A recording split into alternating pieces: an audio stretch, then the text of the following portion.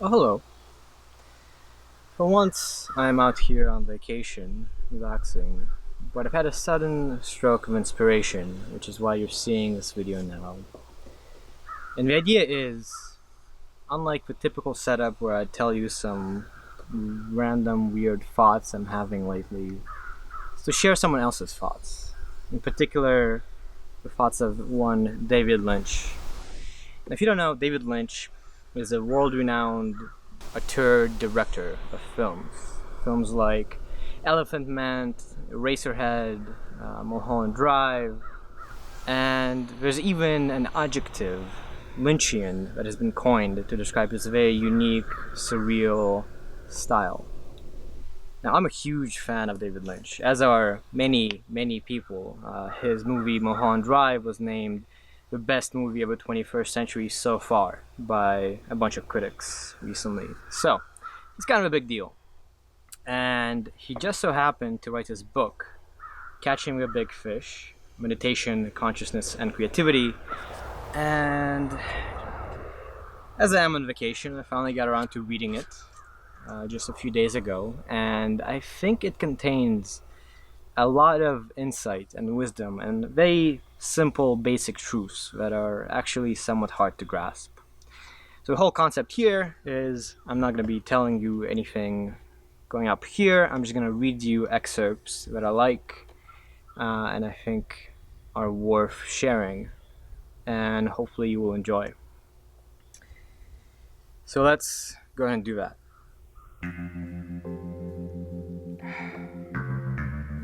Starting with the introduction on page 1. Ideas are like fish.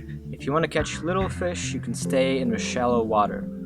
But if you want to catch the big fish, you've got to go deeper. Down deep, the fish are more powerful and more pure. They're huge and abstract, and they're very beautiful.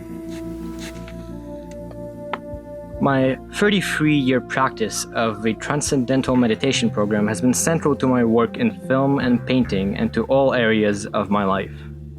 For me, it has been the way to dive deeper in search of the big fish. In this book, I want to share some of those experiences with you. That's how it starts. This is a nice one. Okay, so this one is titled Ideas. An idea is a thought. It's a thought that holds more than you think it does when you receive it. But in that first moment, there's a spark. In a comic strip, if someone gets an idea, a light bulb goes on. It happens in an instant, just as in life. It would be great if an entire film came all at once. But it comes for me in fragments. The first fragment is like a Rosetta Stone. It's the piece of a puzzle that indicates the rest. It's a hopeful puzzle piece. In Blue Velvet, it was red lips, green lawns, and a song. Bobby Winston's version of Blue Velvet. The next thing was an ear lying in a field. And that was it. You fall in love with the first idea, that little tiny piece. And you've got it. The rest will come in time.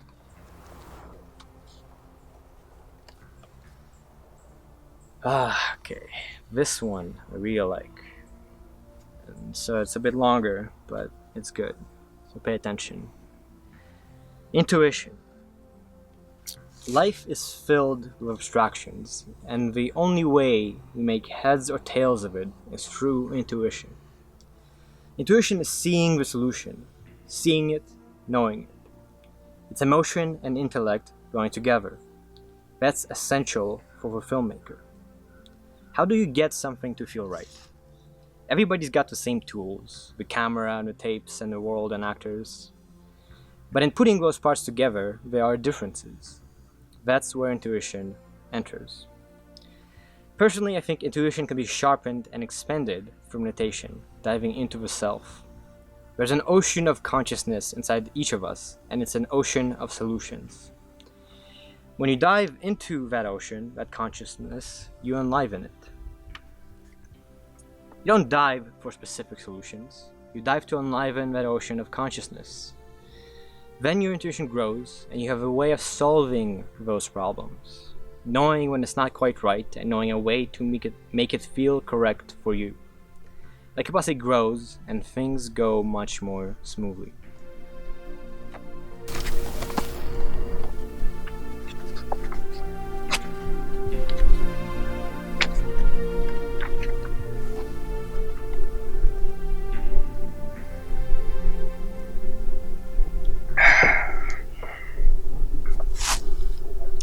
And on we go. Fear. I hear stories about directors who scream at actors or they tweak them somehow to get a performance. There are some people who try to run the whole business on fear. But I think this is such a joke. It's pathetic and stupid at the same time. When people are in fear, they don't want to go to work.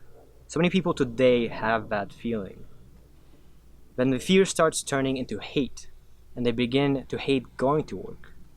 Then the hate can turn into anger, and people can become angry at their boss and their work.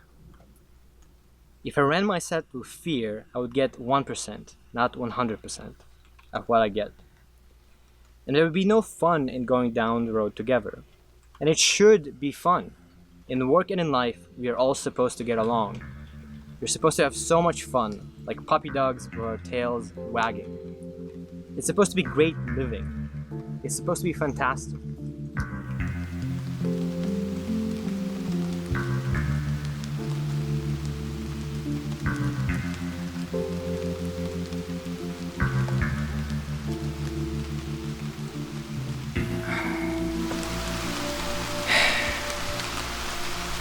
Okay.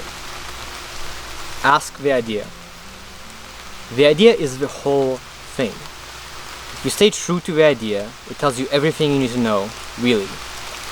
You just keep working to make it look like that idea looked, feel like it felt, sound like it sounded, and be the way it was.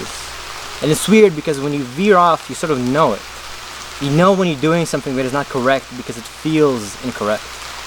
It says, no, this isn't like the idea said it was. And then you're getting into the correct way, it feels correct. It's an intuition. You think your way through. You start one place, and as you go, it gets more and more finely tuned. But all along, it's the idea talking. At some point it feels correct to you, and you hope that it feels somewhat correct to others.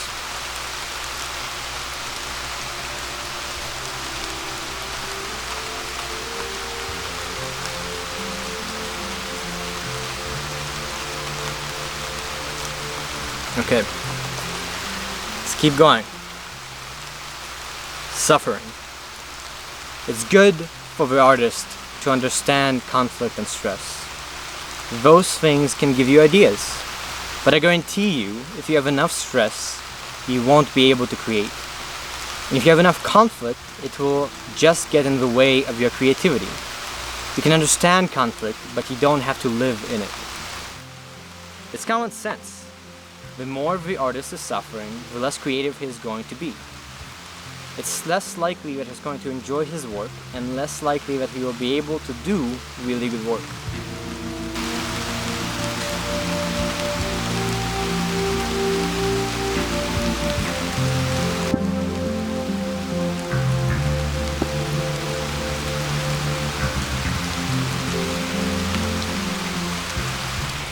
This is good. Life advice. It's called turn on the light. We're like light bulbs. If bliss starts growing inside you, it's like light. It affects the environment. If you go into a room where someone's been having a big argument, it's not so pleasant. You can feel it. Even if the argument's over, you can feel it. If you go into a room where someone has just finished meditating, you can feel that bliss. It's very nice to feel that. We all affect our environments. You enjoy that light inside, and you ramp it up brighter and brighter, and you enjoy more and more of it. And that light will extend out farther and farther. Advice. Stay true to yourself. Let your voice ring out, and don't let anybody fiddle with it. Never turn down a good idea, but never take a bad idea. And meditate. It's very important to experience that self, that pure consciousness. It's really helped me. I think it would help any filmmaker. So start diving within, enlivening that bliss consciousness. Grow in happiness and intuition. Experience the joy of doing, and you'll glow in this peaceful way. Your friends will be very, very happy with you. Everyone will want to sit next to you. And people will give you money. Hopefully. Eventually.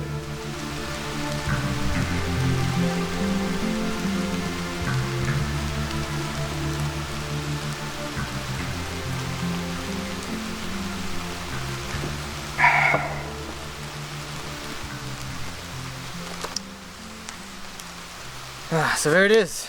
This David Lynch dude and his book and all the stuff inside of it that I like. If you don't like it, you know, blame him. I've just conveyed his words.